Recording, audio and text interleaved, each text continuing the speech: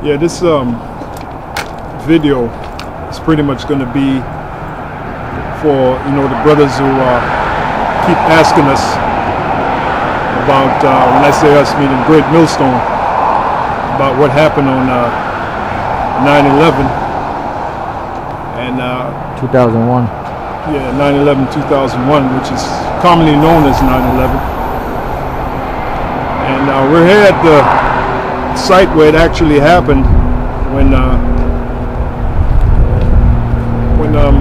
you had the police, the Bridgeport police. By the way, we're in Bridgeport, Connecticut, and this used to be, pan over here, this used to be our school, okay, the House of David, and as you can see, it's now African hair braiding place. Victoria, you see the sign, African hair braiding. And what's ironic about it is, when we had the school, when we had students coming in, after a while, for a good long while, we didn't allow women to come in there, right? I don't know if, I know Apostle Ramla, you remember that. There was no women allowed in the classes, and now it's it's a hair braiding place. But pretty much, walk over here. Pretty much what happened was 9/11. Towards I remember the day as starting out as a normal. It was like a normal day, and it was pretty much a normal day, and I was at that time I was working as a person that delivers checks. I was working out in my car for a messenger service, and I noticed each office I went to deliver their check, they were all glued to the television. I was like, what the hell is going on? And that's when this one office I went to, I was watching the TV right along with the people that was in the office. That's when I found out that those alleged planes had hit the building, which that's a whole nother story. All right. And that's when I was like, wow, man, look at this shit, because you got to remember, for 10 years we were teaching that America's going to be destroyed before the year 2000. So when it didn't happen after the year 2000, we were like a little bummed out about it. And then when we saw 9/11, we were like, this is it, man.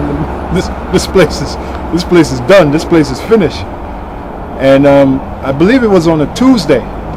Now normally at Tuesday we have classes right here. So we decided to us it was just business as usual. So we came to the school, and some of the brothers, which they turned out to be, those same brothers, they got pretty much kicked out.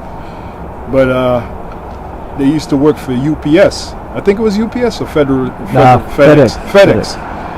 So they had trucks that the trucks that they used to work out of, they brought it to the school. And that's pretty much what started it. I think there's a lot more to it, but anyway, those trucks. Right. Pan over there, that's where the trucks was parked. Where the what is that? Gold and white car? Yeah. With the for sale sign on it? Right. And brother would come to the school and park his truck over there. So a couple of trucks would park over there. So I don't know if the neighborhood called the cops or whatever. Next thing we know, a cop comes out to our school and say, we want to search the vans. Yeah, they need to search the van. We got reports you might have a bomb in there or some shit like that. So I was in the school. As a matter of fact, we had this part of the school here, and we had the other part over there. Both parts. That was like our office over here. All right, the room down there. And I was in there on the computer. We had our computers in there and, you know, whatnot. So I heard the commotion, so I came outside, and that's when I found out that the cops, they wanted to search the brother's vans. And the brother was like, "Why you want to search my van for? You know, why you want to search my van for? You know?" And then I don't remember all the particulars, but next thing I know that, you know, a bunch of cops came down, man, and Well, that's when we was into the law too, and because I told the cop they can't search the van without a warrant, you know, pursuant to the Fourth Amendment. right. And that's when they started acting, you know, crazy and shit. Yeah, and then You know? next thing you know, man, you see, like right about here, it was nothing but cops, man. All around here was cops. All in the street, Yeah, all in the street. these streets here, all this was blocked off. Yeah. All the houses were filled. The houses that you see here, they were filled with people, man. You know, people are looking at us. And like we told you in other videos, 8 of us got arrested. I was the first to get arrested. You know, they put me in the back seat, police car. And it's funny how I got arrested because I just came outside when I saw it was bullshit. I said, "Man, I'm going back to the school." So the cop said, "Where you going?" I said, "I'm going back to the school." "Okay, buddy, that's it. You're under arrest." I'm like, "What?" Yeah. You know? They had dogs out here. Oh yeah, bomb sniffing dogs and all of that. They had the paddy wagon. And we didn't really find out what we were charged with until we got to the court, and it was basically terrorism. You know, it was some trumped up charge. They put us on the media. They didn't show us per se, They put our names out there. but they put our names out there. They didn't show our faces.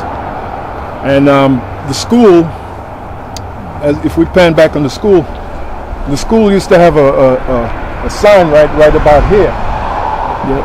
All right. Right across where you see the air conditioning. Yeah, and that sign was first it was in English, but then after a while we got so fed up of the people of Bridgeport, man, because they didn't take this truth seriously. So we put a sign on the window of the school closed to the general public, and then the sign that was over the school we put it in ancient Hebrew, and basically I believe it said the House of David in ancient Hebrew. Bayat Dawada. Bayaf Dawada in ancient Hebrew.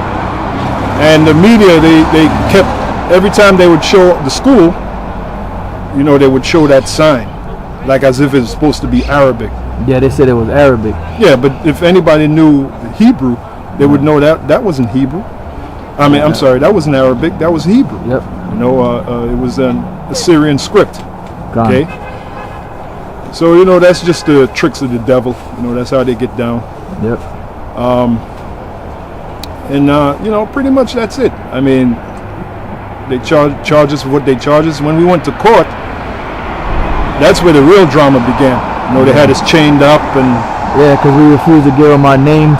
yeah. You know, like I said, we was into the law, so you know, certain things that they were doing was unlawful. So we said, man, we ain't giving you our names. So then they put $100,000 bonds on each one of us, and then they chained us wrists to ankles, and the chain going straight down. Yeah, and then we were in the court, brought before the judge. We didn't know what our future was going to be at that time. They could have charged us. We could have did some serious time, all 8 of us, over some nonsense. But all of a sudden, out of nowhere, the so-called Jew woman came in the court and started fighting for us, man. Yeah. You know, that was the Lord. The Lord put the spirit on that so-called Jew woman, and she came in there and Yeah, I fire know they and have the brimstone. right. They have the right to. These men have the right. Yeah. They all have jobs, and Yep. they're up. They're not criminals, and they don't have no records, which all worked in our favor. We had no records, you know. So after a while, the judge had to consider it, and what the judge did was lower our bond, Yep. lower our bail, which at that time was $100,000.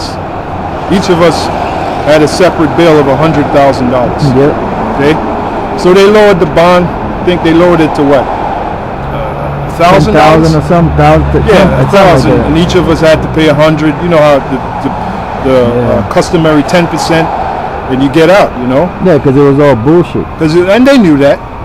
But you know, like we always tell you, brothers, this is what you suffer when you're a man of the Lord Yahweh Shem Yahushua. You're going to be demonized. Okay, because after all, we're teaching that America is going to be destroyed. You think the so-called white man wants to hear that? You think he wants to hear that his kingdom is going to go down and it's going to be destroyed? You don't want to hear that, man. But that's the truth, according to the scriptures. You know, the Apostle John saw on the island of Patmos, he saw the destruction of America, the total destruction of this place. All right? So, you know, which to this day, we are very sure of what we teach, and that's what we're teaching back then. And there was we didn't veer to the right or left. There was no selling out. We were coming like a freight train, man. Right? And, you know, that's what happened on 9/11. And by the way, that very day, 9/11, it was like a beautiful day. It started out as a beautiful day. There was not a cloud in the sky. As far as Connecticut / New York is concerned, because I was working in New York and I had to drive back to Connecticut, right? And I don't remember a cloud in the sky. And all of a sudden, out of the blue, what transpired, and the rest is history. So, you know, I just wanted to tell the story. You know, I'm not the most eloquent storyteller. You know, I don't have the most wonderful memory. But the point is that... Facts. Yeah, just like the show Dragnet, just the facts, ma'am, or just the facts, man, just the facts, sir. That's it. That is the fact, all right? And not too long after 9/11, Apostle Elder Tar gave the order to close the school, which we had decided the school. Yep. And since then, it's been what? It's been what you see here, African hair braiding place. Yeah. And we had a lot of history here. As a matter of fact, let's go over here. We used to park our cars right here, on the side. Sidewalk, yep. Yeah. We used to park our cars right here when we had those good fella cookouts, and not even the cops used to mess with us, man. Yep. You know, because the spirit. And by the way, when the cops roll on the school, you know they wouldn't cross the threshold. They didn't go inside the school. They never went inside the school. It's like an angel was there. You ain't going in that school. Yep. They wanted to. And there was more than eight of us. There was a bunch of students in there, but they grabbed 8 of us. Yep. Okay, and 8, and I do remember that time that I when I heard the number was 8, I was like, yeah, the Lord gonna have mercy on us, because back we were into numbers. 8 is glory, and 4 is mercy, and you know, stuff like that. Yep. But and all these houses right here, they were full of all different kind of people. Everybody was out there. You know, they were pretty much looking at us. You know, I mean, there was wall-to-wall people all throughout here, all over here. You know. Yeah, but we didn't give a shit. You know. They didn't like us anyway. Plus, we were kind of cursing the cops out. There was one female cop. She started crying when they had me locked up in the car. She said, "Why are you saying this?" Because I kept saying America's gonna be destroyed. I was defiant. All right, I wasn't like, oh my goodness. I actually kind of, in a way, I actually kind of enjoyed it. If brothers remember, you know, because I knew it was coming. You know, the word prophet means the prophets were called seers. A seer is a visionary. You see what's coming before it comes, man. If you believe in the scriptures, the Heavenly Father, Yahweh Shem Yahushua, give you that spirit, and you're able to see, you know. And we saw it coming. I used to tell these brothers, man, in the school, I used to tell them years ago, the time is coming when these doors are going to be shut, man. I used to tell the brothers that in the class, you know. So, you know, and that's pretty much it, basically. And, you know, I'm going to wrap it up, but that's the story, all right? So, I don't know if you got anything to say. Yeah, I mean, that's just a small example of things that are coming. Yep. You know, when these devils roll this time, you know, you at least have some example. You have examples in the scriptures of the great men back then, and you have examples now of things that happen and are going to happen. You know, so these are all just to build up your faith. That's it. That's pretty much why I'm doing this. Because a few brothers asked me what transpired on 9/11, so that's pretty much it. And what's coming is going to be worse than 9/11. So you brothers got to get prepared, man. You know, they already got you labeled as a terrorist, an enemy combatant, whatever the titles that they have. The legislation, we've gone into that too, that they're passing to try to silence the men of the Lord from bringing out this truth, just like they did back in the times of, you know, the Roman times, you know. Hey, so with that, this is Great Millstone GMS short docs, and you know, see you in the next short documentary. For now, I say shalom.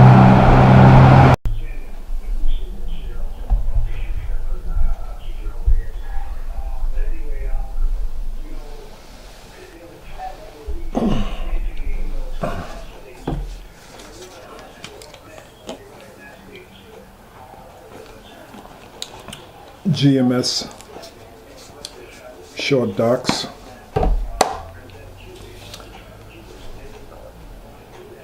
And I'm going to talk about what transpired on 9/11, 2001.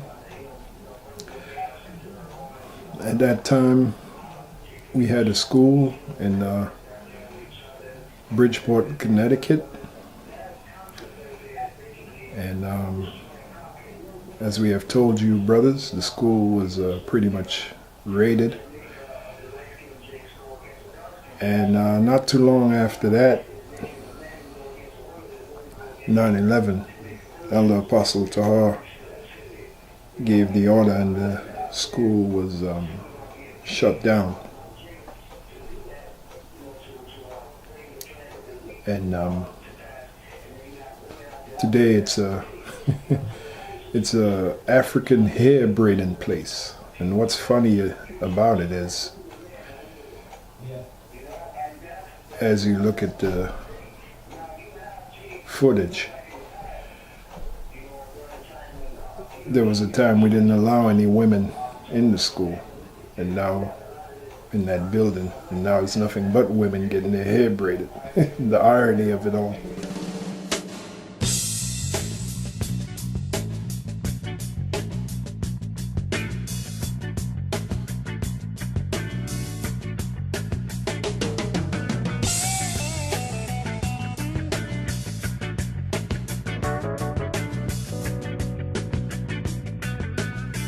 I remember that day, 9/11, as being the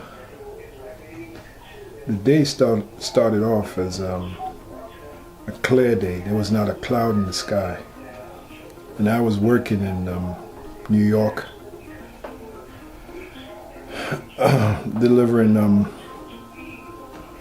paychecks out of my car to different offices. New York / Southern Connecticut, Stamford, Greenwich, Norwalk. Okay. And pretty much at the end of my shift, after delivering all my checks to the different offices, my last stop was in Connecticut.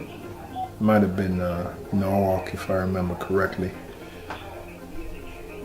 And I noticed that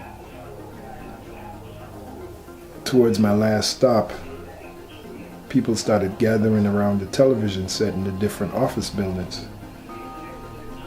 Now, for the few offices I went to, I didn't pay no mind. You know, when you're doing a job like that, you're on the clock. You know, you got to get to these different office buildings so that people can get their checks. So there was one particular office building I stopped at and saw what the commotion was, and I couldn't believe it, man. The Twin Towers was basically on fire. All right. And this is before they imploded. Later we found out they really imploded. They were still standing, but they were on fire. So I remember having this feeling of, yeah, I think this is it for America. Because at the same time, you had something going on in Washington, D.C. with the Pentagon and what happened there. So anyway, the shift is over and I finally make it back to Bridgeport, Connecticut. And later that night, we would be having class. Because for us, it was just business as usual. Now, this is going towards the latter part of the day, around maybe 6 o'clock, 7 o'clock.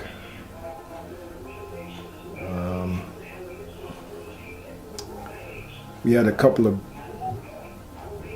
students. At that time they were brothers, but since they fell out the truth. Well, one guy, he's kind of still is in the truth. He helps us out if we need it, but he's not with us per se. Anyway, it was him and this other dude who completely fell out. Now, mind you, he fell out not too long after that 9/11 fiasco. I guess that was the straw that broke, the proverbial camel's back, as they say,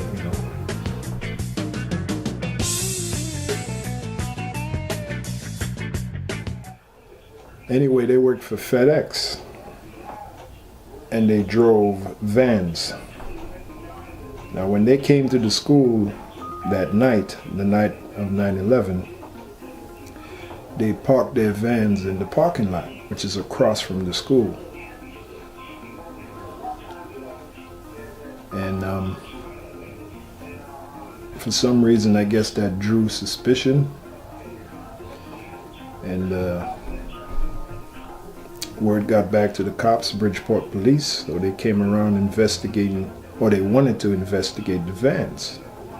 They said, we got reports of that there might be bombs in the vans, which, looking back, that was all a pretext that they used to try to get up into our affairs and try to pin some trumped up charge on us, which later would be so-called terrorism, Anyway, they wanted to search the vans. Now, at that time, we used to study the law, the so-called white man's law. So we were all gung-ho about the law and, trying to assert our constitutional rights and all of that. So basically we told the cops, no, you don't have no right to search the vans. And that made them go ballistic. Next thing you know, there's an army of police out there right around the school. And it was such a big commotion that as you look at the footage, all the houses that were around the school were filled with people. Some of them were cheering that the cops take us to jail or beat us up or whatever they were saying, but most of them were just looking for something to happen. They really weren't saying anything, but they were looking for something to happen. And they were pretty much all against us. And at that time, there was a room across from the main school that was like our business room. We had our computers in there and all that, desk and, business stuff. So I'm in the computer room. I'm on the computer, looking up information, whatever I was doing at that time, what I normally do. And I hear all the commotion, so I come outside and I see all these cops. And I see the brothers talking to these cops, the two guys, the one guy that he's still around, but the other guy that fell out, there's two of them. And they're talking to the cops. There's a heated exchange going back and forth. So when I finally found out what it was about, I said, man, this is bullshit. And by this time, I'm by the parking lot where the vans were. Found out what was going on. Figured in my mind it's bullshit, so I'm walking back to the school. And one of the cops says to me, where are you going? I said, I'm going back to the school. He said, okay. That's it, buddy, you're arrested. So they arrested me, threw me in the police car. And I remember at the time, I figured, hey, I'm arrested.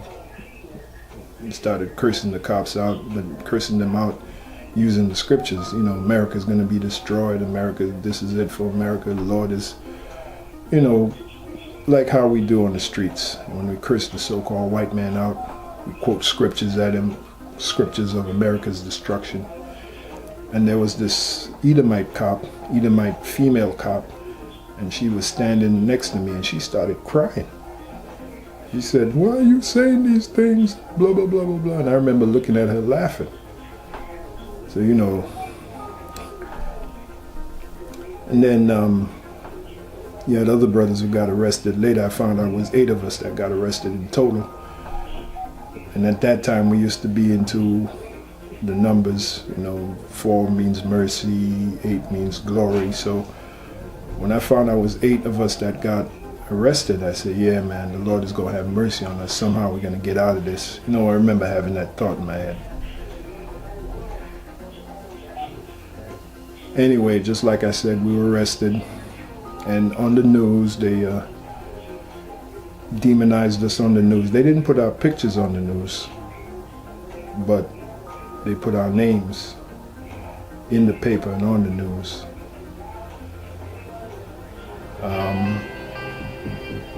Like I said, we were demonized in the local Bridgeport area. And taken to jail that night, spent the night in jail. The next day we were brought to court, and that's where the drama really came in. And that's really where we saw the power of the Lord Yahweh Hashem Yahushua in that courtroom. Because we were chained from pretty much our hands down to our feet, like when you see a murderer, or maybe even a serial killer, how they're chained. That's pretty much how we were chained. And they wanted to give us some stiff time. For what? Nothing. Okay. And out of nowhere, man, this so-called Jew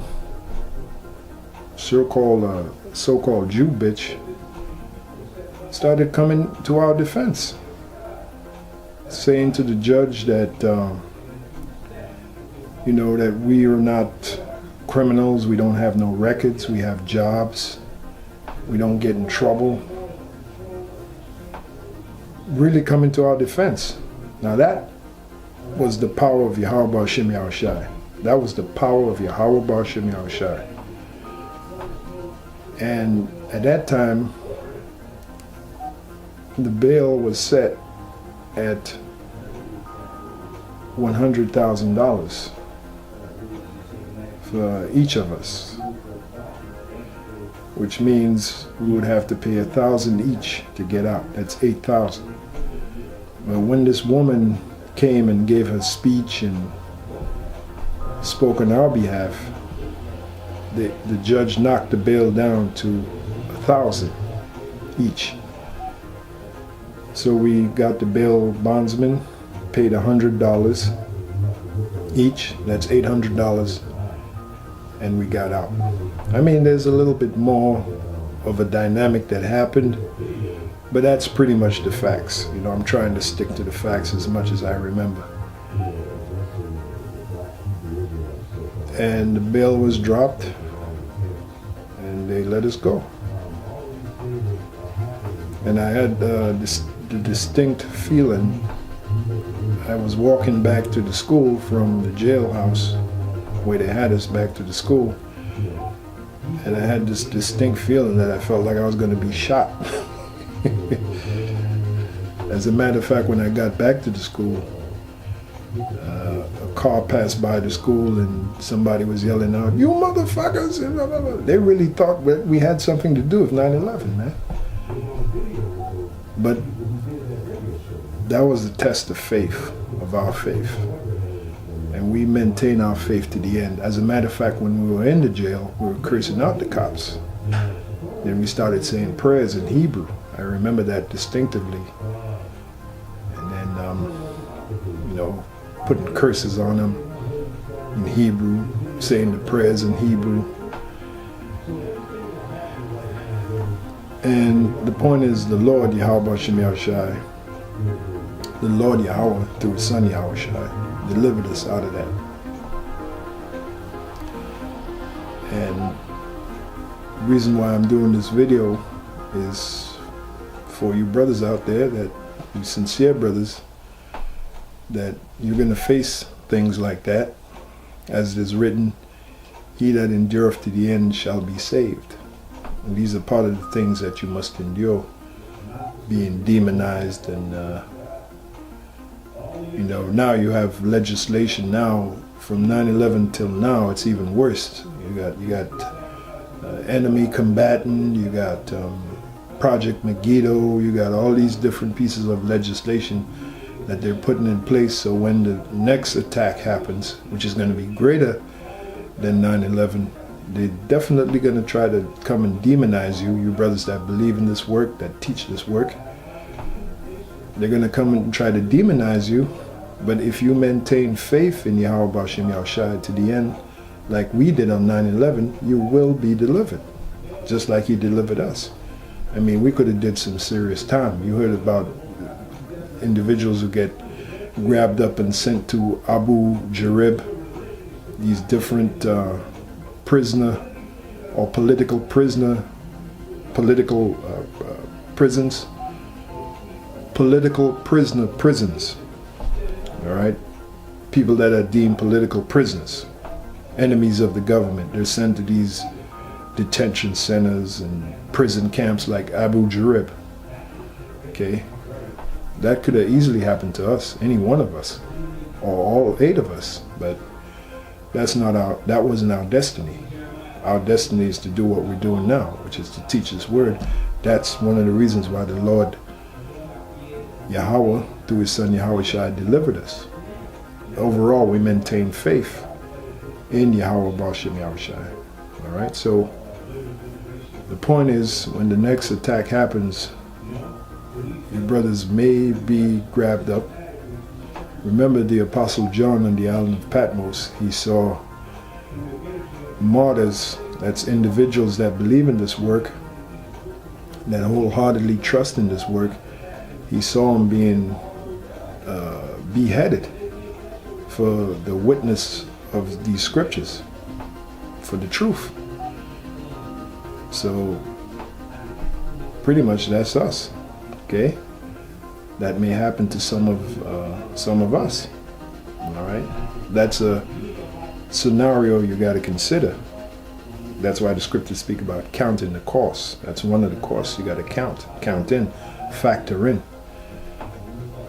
So we're living in very serious times, brothers. And I believe the next attack, which will be much more horrific than 9/11, will really test the faith of a lot of the brothers out there that, when I say brothers in Great Millstone, and a lot of these guys in these different camps that claim that they're Hebrew Israelites and they really believe in this truth. Well, we'll see, okay? It already happened to us, 9/11, and it's going to happen again. So pretty much that's all I have to say concerning that matter. For GMS Short Docs, the fact is, the Lord Yahweh through His Son Yahweh Shai delivered us.